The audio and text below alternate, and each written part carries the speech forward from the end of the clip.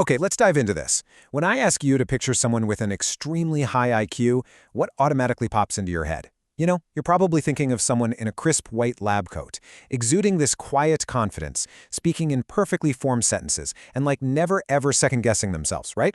They're the kind of person who walks into a room and everyone just intrinsically knows they're the absolute smartest one there.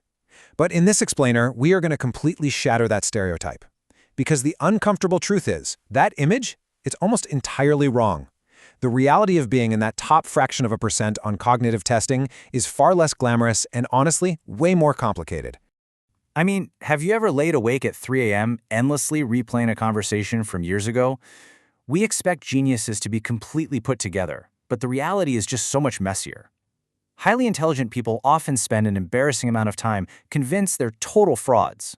They're awake at 3 a.m. not because they're finalizing a brilliant cure for a disease, but actually, scratch that. They're usually just catastrophically, uselessly awake, agonizing over a minor social misstep from like 2009. They're anxious, they're scattered, and when you study their psychology up close, it's a lot more chaotic and deeply human than society likes to admit.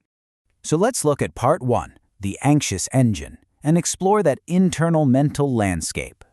When we look past the high test scores and the impressive academic achievements, we uncover a fascinating yet deeply challenging internal world.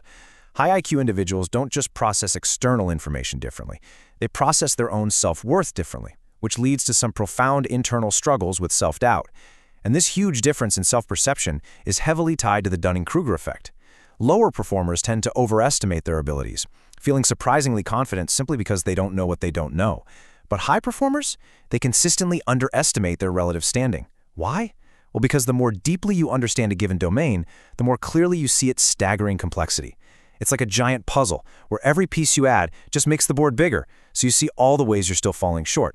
So, the most qualified person in the room is literally using their incredible cognitive machinery to constantly build an elaborate internal case against themselves. And that cognitive machinery rarely shuts off. Which brings us to a really vital concept, the threat detection machine. Your brain, at its evolutionary core, is a threat detection system. And according to research by psychologists Penny and Bott, there is a genuine, documented link between high verbal intelligence and elevated worry. The hypothesis here is quite striking, really. The exact same mental capacity for predictive thinking that makes someone analytically gifted also makes them exceptionally good at imagining absolutely everything that could go wrong. So, a more powerful brain doesn't necessarily mean a calmer brain. Let's think about how that actually feels in real time. Your brain is running constant predictive simulations. It's generating unseen disaster scenarios at absolutely remarkable speeds. It is conducting thorough threat analysis on everyday, completely mundane situations. This analytically gifted brain is operating at 1,000 miles an hour, trying to account for variables no one else even sees. And what this produces in high IQ individuals is this permanent, exhausting, low-level anxiety. It's a relentless feeling that disaster is just around the corner, or that eventually someone is going to figure out they aren't actually that smart at all. Moving on to Part 2, quirky outward behaviors, where we see how all of this leaks out into everyday life. Operating a high-capacity brain has some pretty relatable and, let's be honest, sometimes slightly awkward social side effects. The chaos on the inside tends to leak out in some very specific, observable daily habits. Like, have you ever caught yourself just muttering while wandering down the grocery aisle? Well, the technical term for that is private speech. It's self-directed verbal thought used as a powerful tool for cognitive self-regulation and executive function. Saying things out loud genuinely helps the brain process information differently than just thinking it silently. High IQ individuals have a strong tendency to use language not just for communicating with others, but as a literal tool for thinking. If there's no one around to talk to, the conversation still has utility, so they just have it with themselves. Of course, the social side effect is that you occasionally get caught having a full-blown debate with yourself in a parking garage and have to very quickly pretend you're on a phone call. So, the crucial point here is how this brain manages its energy, which leads us to this fascinating comparison: mental capacity versus blind spots. People with extremely high intelligence can mentally model a complex, highly abstract 15-step problem entirely in their heads. Yet, they will completely forget where they put their keys, whether they reply to a text message, or if they actually turn the stove off. It drives the people around them insane, and frankly, it drives them insane too.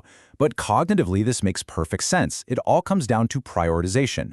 A mind that is heavily invested in complex, abstract thought simply allocates much less attention to low-stakes, repetitive information.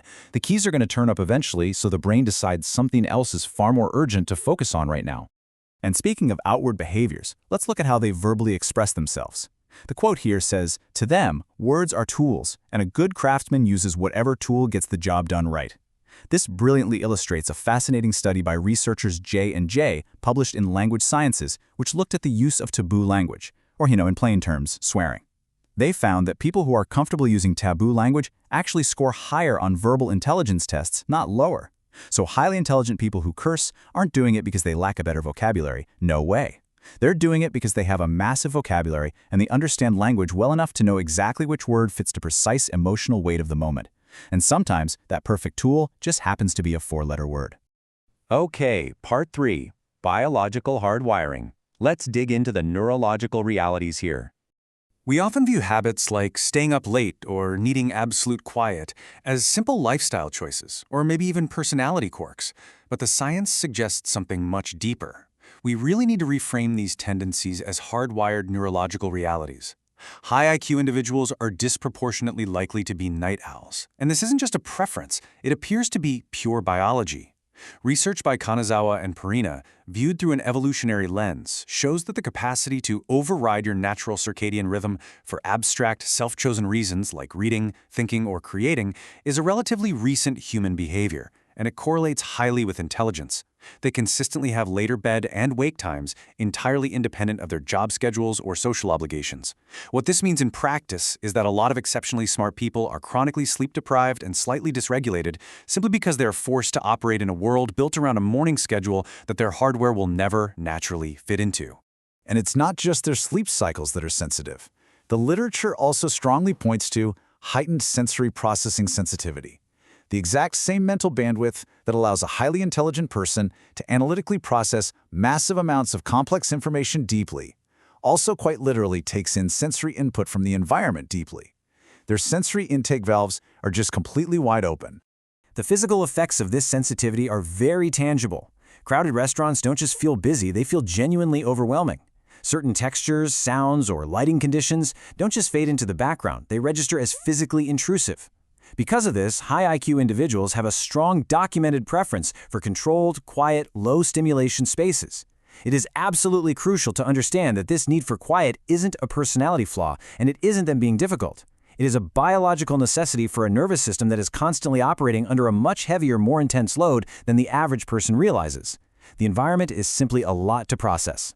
Which brings us to our final section, Part 4, the exhausted mind. When you take all of these factors together, the relentless self-doubt, the endless predictive threat analysis, the cognitive prioritization that loses the car keys, the sleep deprivation, and the intense sensory load, it paints a picture of sheer, profound exhaustion. If there is one thing you take away from this explainer, let it be this. The reality of high intelligence looks less like a superhero effortlessly solving the world's problems and more like a person who is quietly exhausted by their own mind. They are brilliant in ways that are real and remarkable, for sure, but they are also anxious, self-doubting, scattered, nocturnal, and frequently startled by loud noises.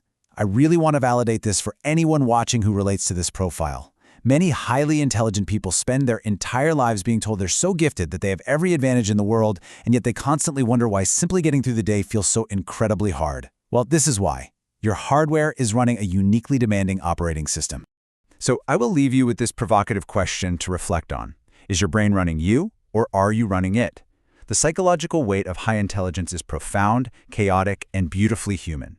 Understanding the mechanics behind the curtain doesn't necessarily quiet the machine, but it might just help you navigate the noise. Thank you for diving into this with me, and I highly encourage you to keep exploring the fascinating reality of how our minds truly work.